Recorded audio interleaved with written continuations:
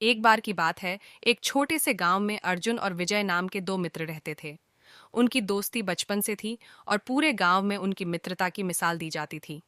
अर्जुन थोड़ा गंभीर स्वभाव का और बुद्धिमान था, जबकि विजय चंचल और हंसमुख था। दोनों एक दूसरे के स्वभाव को अच्छी तरह समझते थे और हमेशा साथ रहते थे। गांव के पास एक घना जंगल था, जहां जाने से गांव के लोग डरते थे। कहते थे कि जंगल में जंगली जानवरों का खतरा है। लेकिन अर्जुन और विजय को रोमांच पसंद था।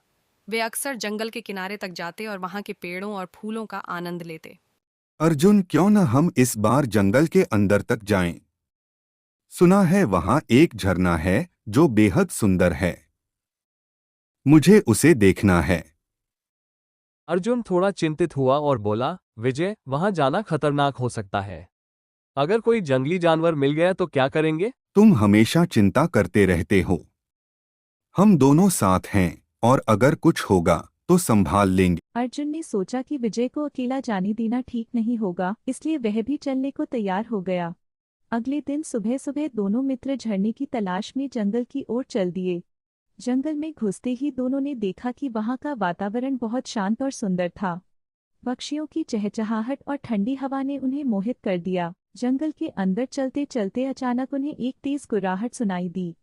उन्होंने पीछे मुड़कर देखा तो उनके सामने एक बड़ा भालू खड़ा था।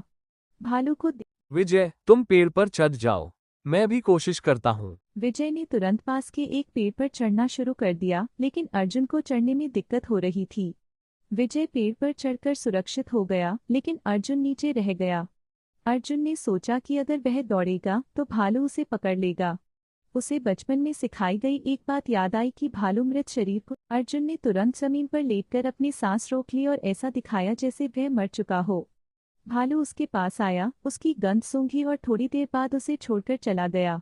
विजय ने यह सब ऊपर से देखा। भालू के जाने के बाद विजय पेड़ से नीचे उतरा और हंसते हुए बोला, अर्जुन, भालू तुम्हारे कान में क्या फुसफुसा रहा था? भालू ने कहा कि ऐसे मित्र से बचकर रहना जो मुश्किल समय में तुम्हारा साथ छोड़ दे। विजय शर्मिंदा हो गया और उसकी आंखों में आंसू आ गए। उसने अर्जुन से माफी मांगी और कहा, मुझे माफ कर दो अर्जुन। मैं डर के कारण तुम्हारा साथ नहीं दे पाया। लेकिन अब मैं वादा करता हूँ कि कभी भी तुम्हें अकेला नहीं छोड़ूंगा। अर्जुन ने विजय को माफ कर दिया और कहा, सच्चा मित्र वही होता है जो हर परिस्थिति में साथ खड़ा रहे।